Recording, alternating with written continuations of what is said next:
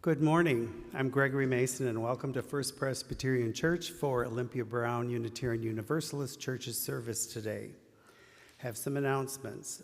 We now have hearing assist devices available. They're in the back if anybody would like one. Our congregational administrator, bookkeeper Brenda, will be out of the office next week from Tuesday to Friday, returning the following Monday. Emails and phone calls will be returned after she is back in the office. If you have an urgent matter, please contact Reverend Danielle. Also, there will be no Friday email next Friday. OBUUC Halloween Fun Night is this Friday from 6:30 to 8:30 p.m. here at First Pres. It's a dessert and snack potluck with costumes, games, and a haunted hallway. Next Sunday, October 29th, we are joining Bradford Community Church in Kenosha for their 10 a.m. service. After the service, there will be trunk or treat in the parking lot. Costumes are welcome, and there will be no service here at First Pres. The Date with Death Club invites you to a Saturday with Death, November 4th from 9:30 a.m. to 2:30 p.m. Join Bradford Community Church, First Presbyterian Church, and Olympia Brown for morning workshops with childcare. Lunch will be provided.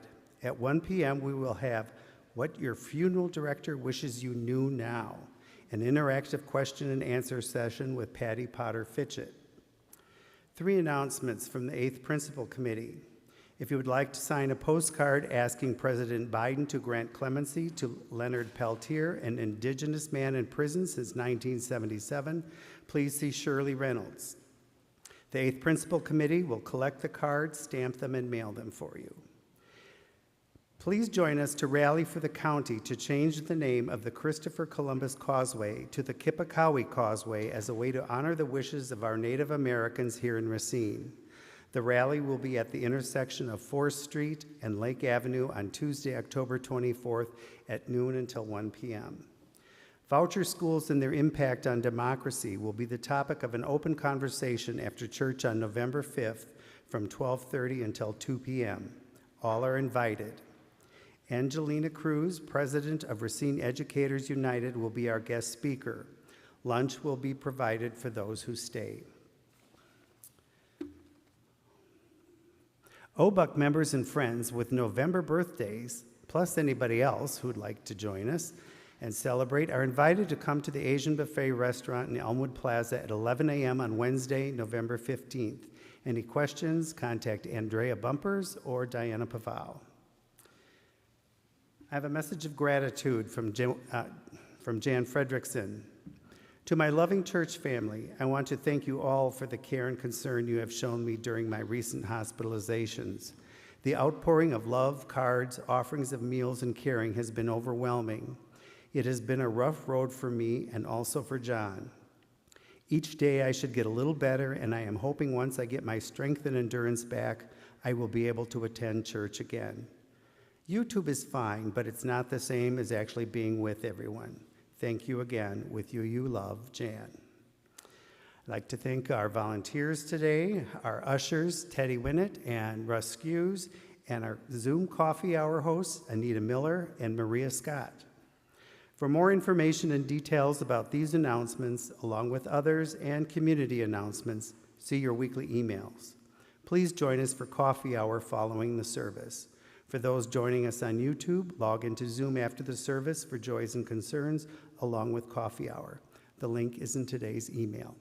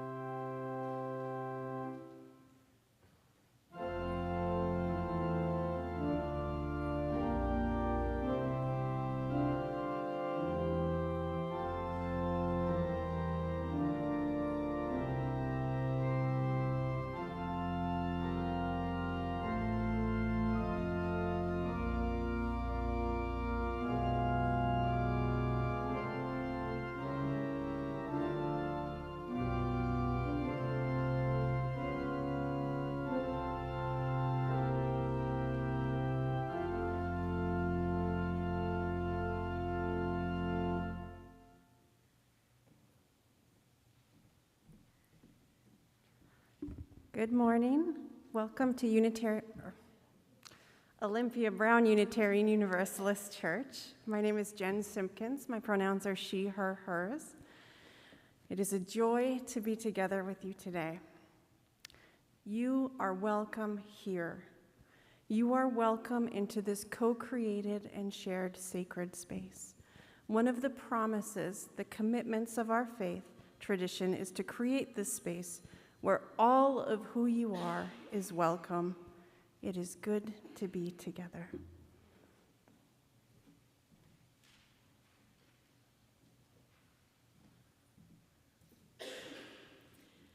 Good morning, everyone. Oh, I'm so short. Still on my tiptoes. My name is Reverend Beth Monholland. My pronouns are she, hers, and it is an honor to be your guest this morning.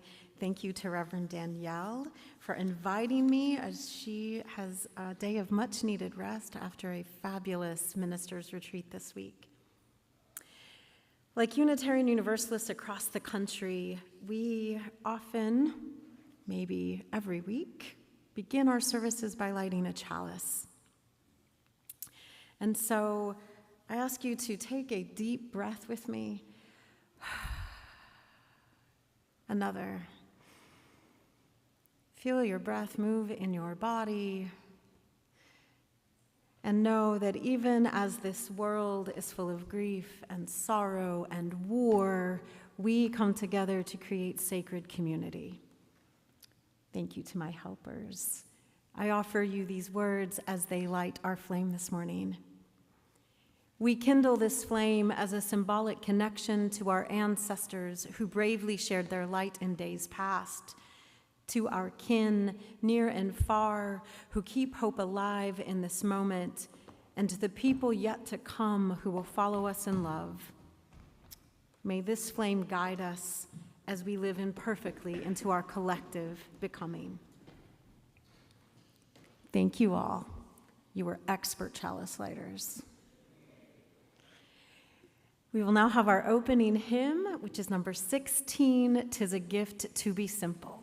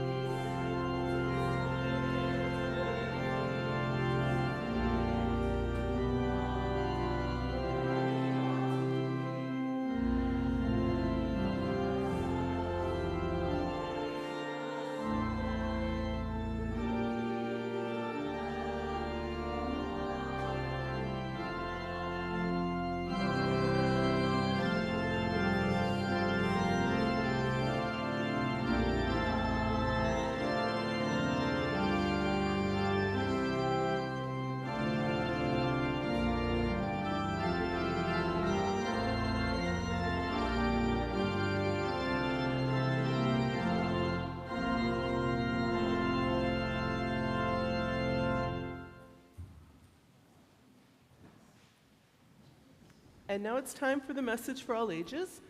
So if all the children and those young at heart want to come on forward.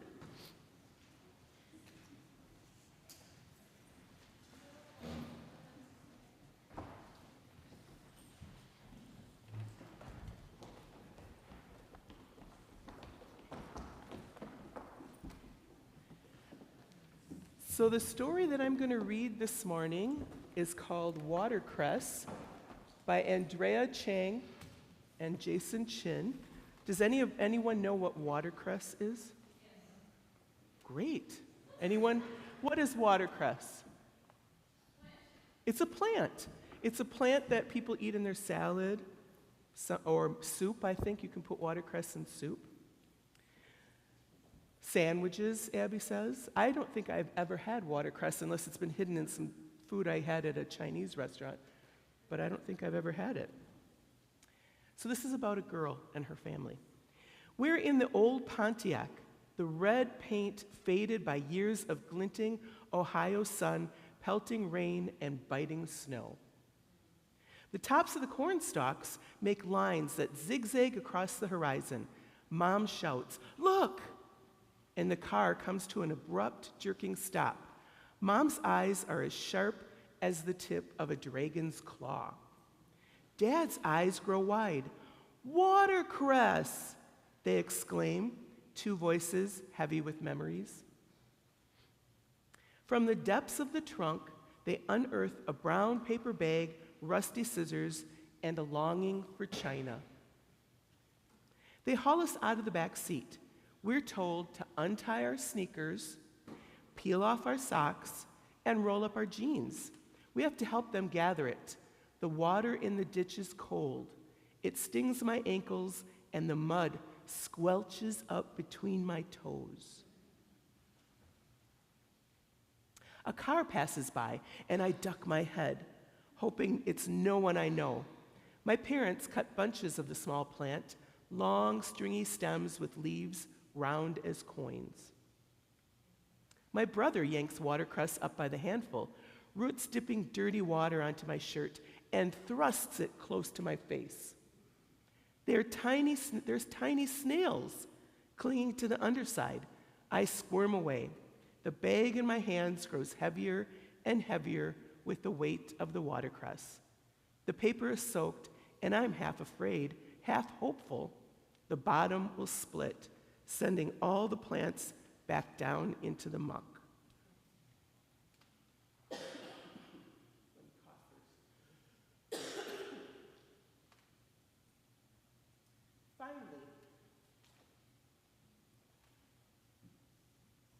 Finally, we load everything, the soggy bag, my soppy shirt, our sodden selves, into the car and head home.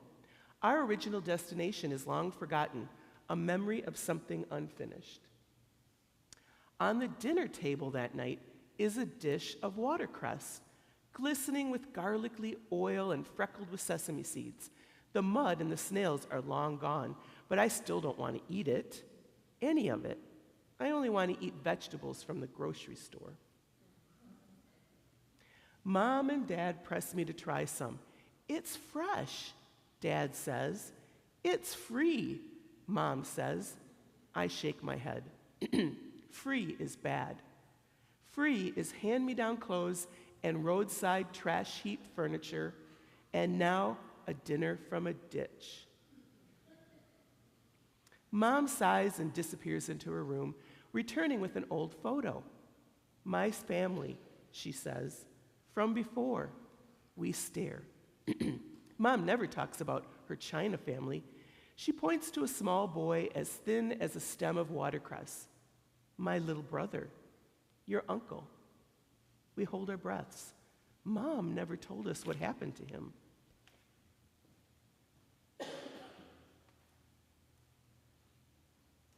During the Great Famine, she says, we ate anything we could find, but it was still not enough. I look from my uncle's hollow face to the watercress on the table, and I am ashamed of being ashamed of my family. I take a bite of the watercress, and it bites me back with spicy, peppery taste.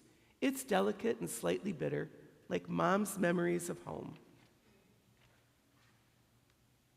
Together, we eat it all and make new memories. So now it's time for a children's blessing.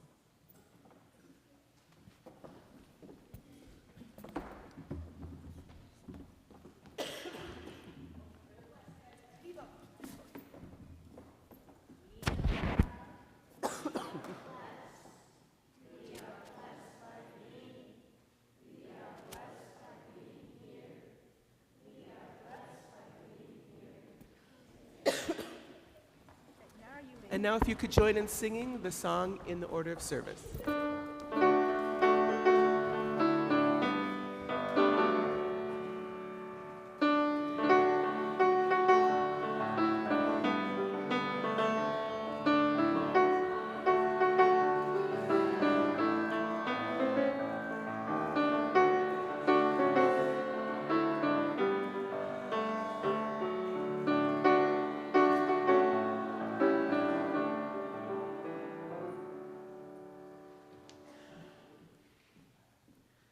There are many ways we give to the life of the church, and the monetary offering is just one of those ways. This month, we'll be sharing our collection with Fi, Vida y Esperanza. Information about how to give can be found in the back of your order of service.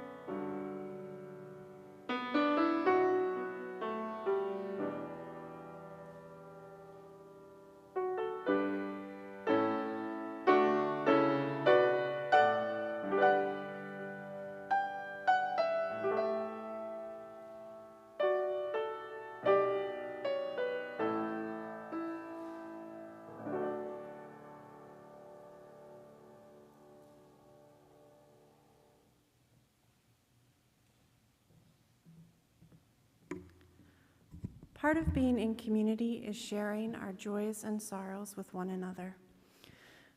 We do that in many different ways. Sometimes we share them out loud, and sometimes we light candles. Sometimes we share a completely different ritual. We all experience comfort in sharing and holding one another in different ways. This morning, we're going to light candles while we listen to some music. So if you would like to light a candle, you can come forward at this time. Thank you.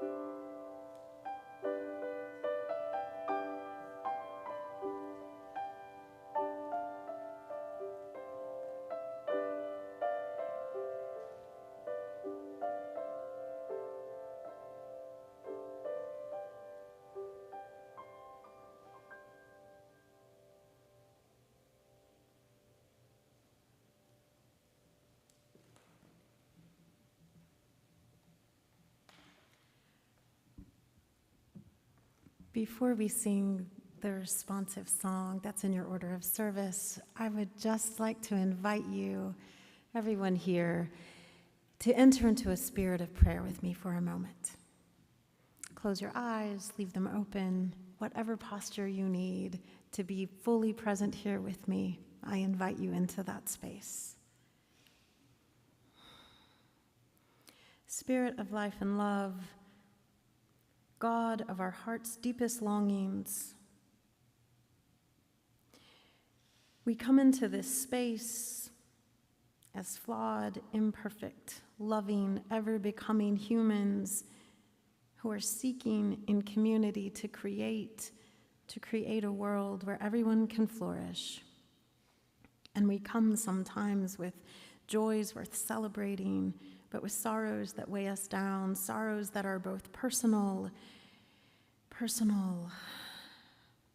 and so much bigger than our own individual lives. We know that there are conflicts raging around the world. We know there are bombs falling on homes. We know there are cancer diagnoses and new life being born. And we know that it is coming together in community to share in all of those joys and sorrows, that we can lighten the load that any one of us might be carrying, and that our joys can be amplified. And so for all that we are each carrying today, for all that goes unspoken, we offer up thanks for this time to be together, and we say amen.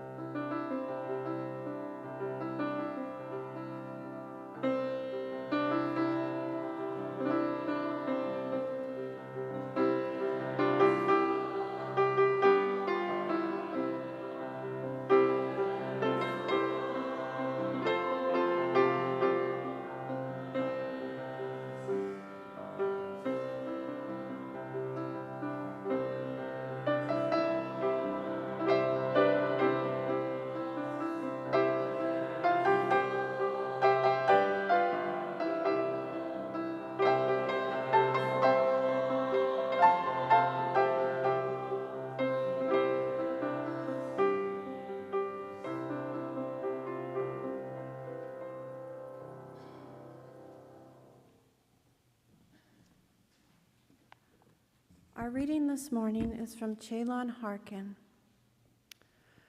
Your ancestors have passed down their wounds like a growing collection of gems for your inheritance. Don't resent this. They weren't ready to be mined and collected. They weren't ready to be valued.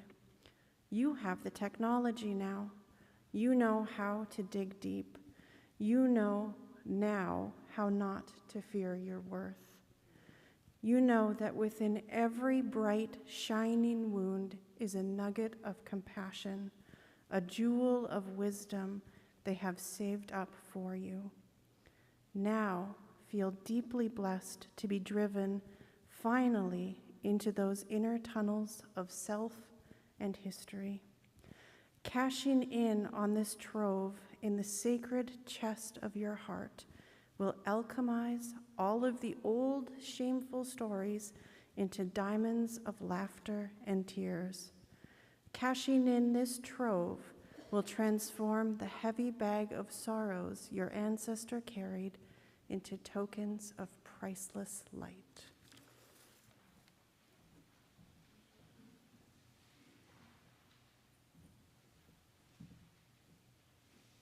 All right, you all. Will I break something if I move this?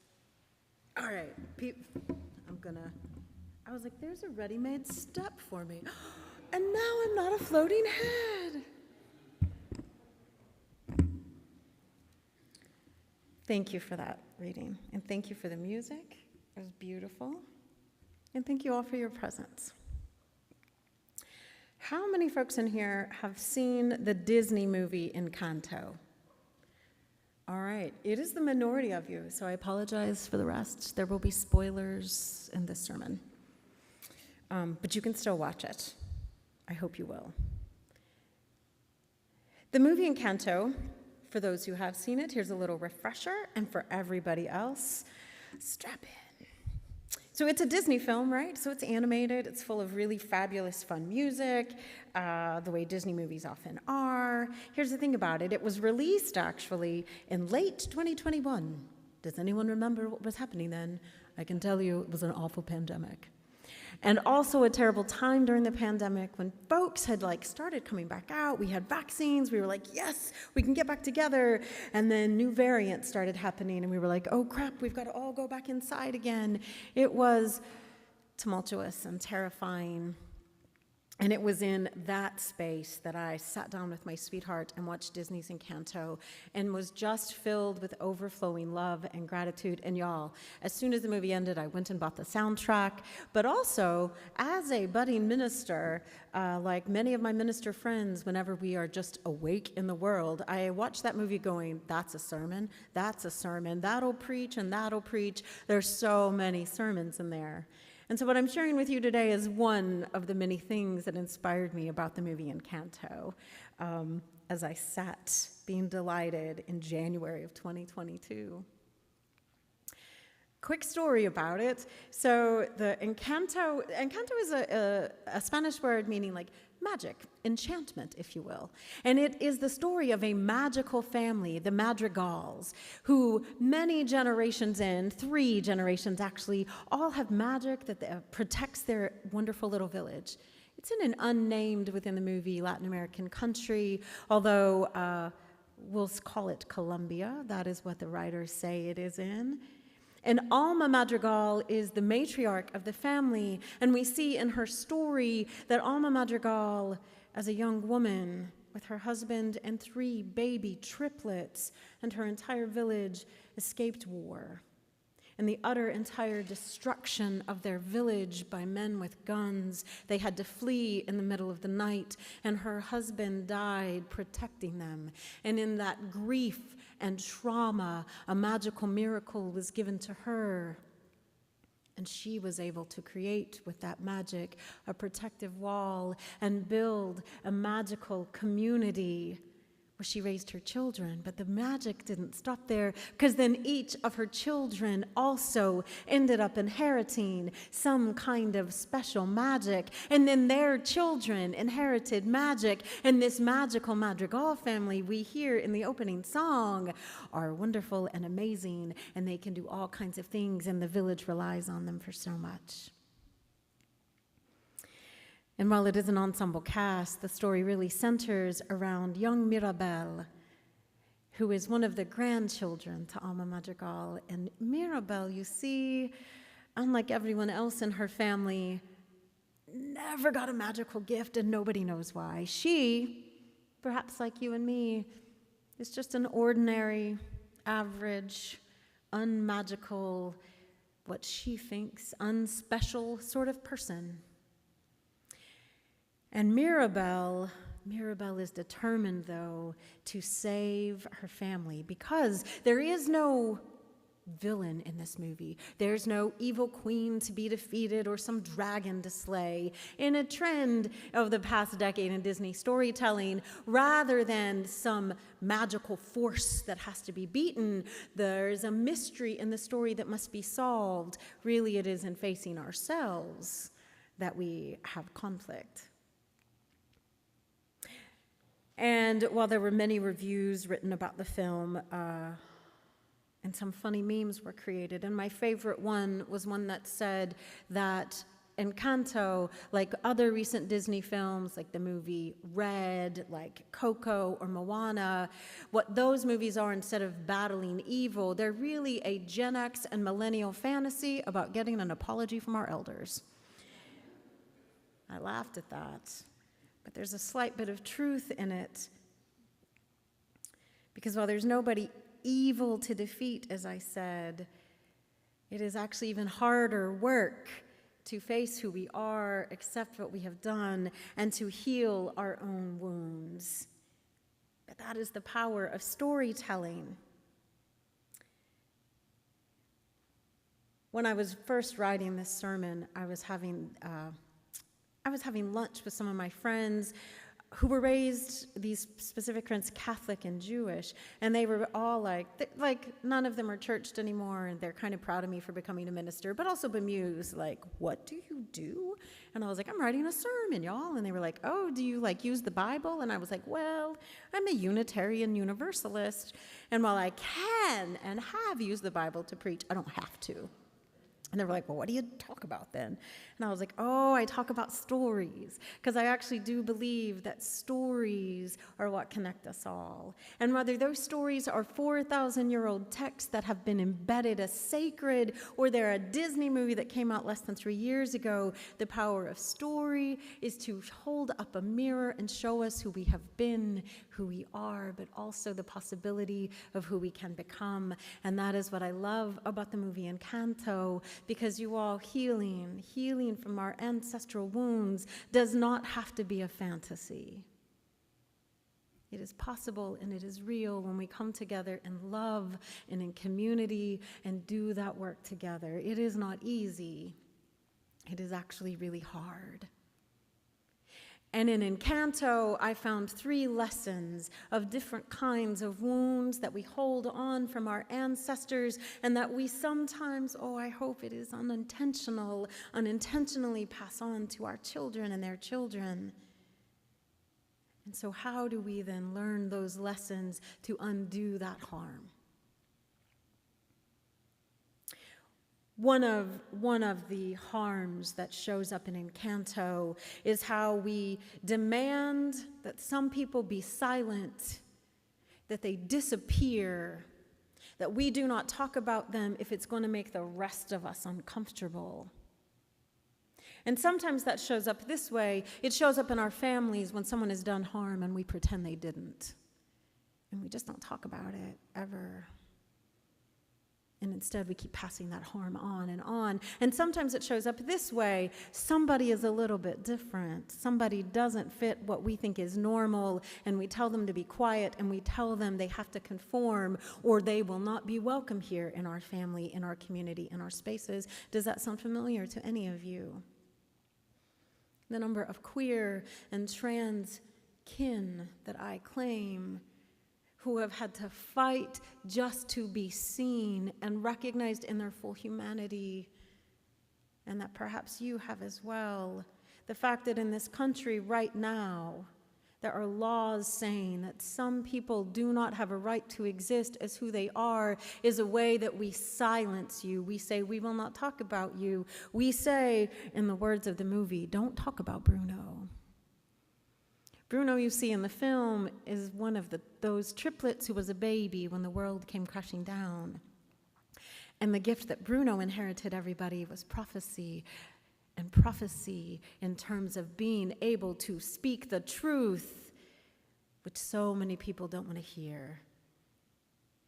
And people became afraid of Bruno. People became angry with Bruno. And Bruno began to learn that his speaking truth was not welcome and that maybe everybody would be better if he just disappeared. And so he did. And by the time Mirabelle is introducing us to her world, Uncle Bruno is gone. And all anybody does is whisper and say, we don't talk about Bruno, but you all. We have to. We have to talk about the things that have harmed us. We have to confront the ways in which we ourselves harm others. And Mirabelle, in trying to solve the mystery of what's happening to her family's magic, goes questing and finds Bruno and breaks some of that silence and begins to knit and heal some of the cracks that silence forced onto them all. While we demand silence a lot from people, a thing I have experienced more often in my personal life, maybe some of you have, is a demand for perfection. Don't make mistakes. Show up and look pretty. Make everybody feel good all the time. Oh, beloveds, don't we like it when things go perfect? Don't we get anxious when they start to fall apart? Don't we want somebody to come in and just flower over everything that makes us squirm? And that is the role that Mirabelle's sister Isabel has. Isabel's magic in the film is that she can literally conjure flowers out of thin air. She's graceful and beautiful. There's no hair out of place. She is the one the family turns to say, make it all okay. And Isabel has put on this mask of perfection so much every day, all day, that she doesn't even know who she really is or what she wants. And her sister Mirabelle, who is so ordinary, so unspecial, kind of doesn't like Isabel. They have a little conflict between them. They don't like each other at all. Isabel, with her mask of perfection, is so often like, why are you messing things up for me, Mirabelle? And Mirabelle's like, this is just who I am. And that is another thing that has to be healed, because so often when we put on masks, they keep us from authentic connection. And so Mirabelle grits her teeth and goes to her sister and says, I think you and I need to hug it out. And Isabel's like, I don't even like you. Only then they start to talk. And Isabel starts to, the mask slip a little. And then she lays it down altogether because she is so angry. And she's never allowed to be angry. She's never allowed to feel anything but happiness so that everybody else can be happy. And that has been squelching her very soul. And when she finally lets her real self out, instead of flowers, what bursts up is a prickly cactus. And it's not pretty, and it's not comfortable, but it's real. And she says, oh my God, what could I be if I didn't have to be perfect and could just be real? What could any of us be if we stopped showing up in spaces trying to be perfect, trying to be everything to everyone? What kinds of connections could we have if we said you are flawed? You make mistakes. You screwed it up, but I still love you. You're still welcome here. That's what covenant is in UU spaces, isn't it? At its best, the thing that says, of course we're going to mess up. Of course you're not perfect. But there's still love. There's still bridges. Mirabelle and Isabel finally make that connection when the mask of imperfection gets put aside. And the magic that's been cracking in the family starts to knit a little bit closer to healing. But we see one more strain of those harms of silence and perfection. And Isabel's other sister, Louisa, who is superhumanly strong. You all, Louisa can literally lift church buildings and move mountains. She takes on all the burdens that her family and everyone in the village doesn't and can't do, and she takes on the ones that they can and should. And I don't know about you, but I have so often in my life shown up in spaces and like, I got to do everything. I can't be perfect, but I can be productive. That's what this culture here in America demands of us all the time. If you can't produce, you have no worth. Are you too old? Are you too young? Are you too disabled? You'll get disappeared too. And it's so harmful to all of us. And in my favorite song in the film, Surface Pressure, Louisa asks, am I worthless if I can't be of service? Am I worthless if I can't be of service? And I don't know if any of you have ever asked yourselves that, but I think I probably spent the first 35 or 40 years of my life wondering that for myself. And just like the silence that disappears us and those masks of perfection, the feeling that we have no inherent worth keeps us from loving each other wholly. It keeps us from making authentic connection. And Maribel looks at her big, strong sister who thinks she has to be and do all these things and just hugs her. She goes through this journey trying to make these connections. She's like, I think I got it figured out. And she goes to her grandmother and is like, Abuela, Abuela, I know what's wrong with the magic. I think I fixed it. But while she's saying that, her abuela is just holding on tighter and tighter to control because she's now seen Bruno. She's seen Louisa drop something. She's seen the cactus that Isabel is creating, and that is too much chaos, too much imperfection, too much truth-speaking, and she is too afraid because of the trauma she is holding in her own body and has never processed or healed. And so she looks at her granddaughter who loves her so much, who's trying so hard to make her proud, and she says, you are the problem, Mirabel. You are the problem. And Mirabel, with tears in her eyes, says, no, Abuela, you are. You are the problem because nothing we do will be enough. We will never be enough for you. And when she says that, her abuela takes it in, and the entire foundations of their magical house come crumbling down.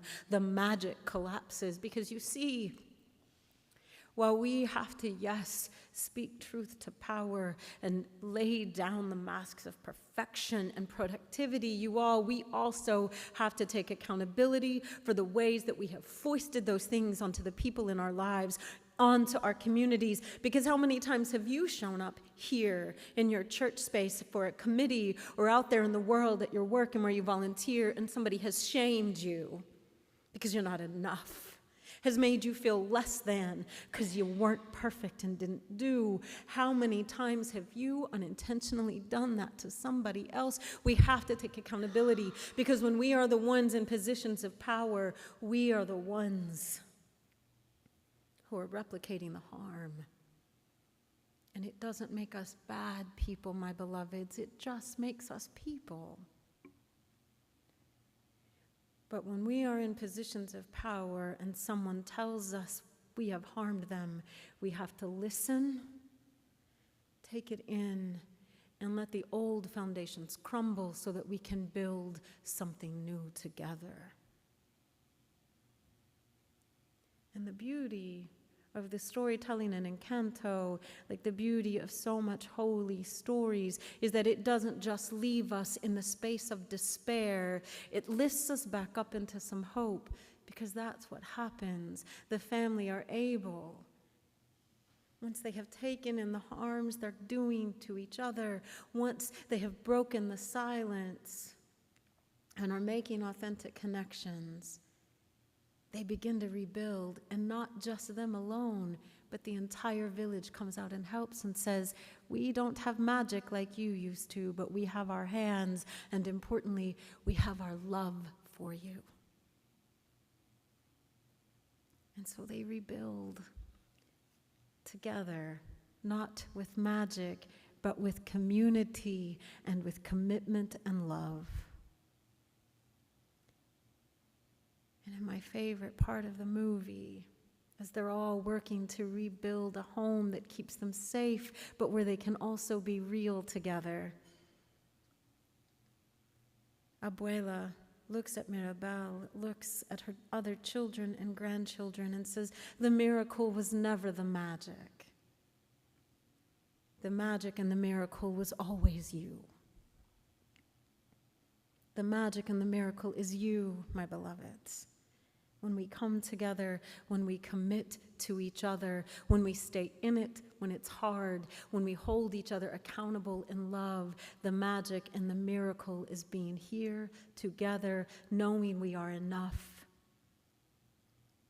And what I hope for all of us, for every person I encounter, is that you can show up in spaces and feel the difference in your body between striving for perfection and productivity, striving to earn your worth, and instead feel in your body what it is like to show up and be doing out of love, because it might look the same on the outside, but inside the experience is transformational, and that is what will transform our world. This world that needs us as people of faith to show up willing to speak truth to power, to take truth in, and to be real, authentic, and whole. That's the magic and the miracle. It's what I want for you and for us. May it be so, and amen.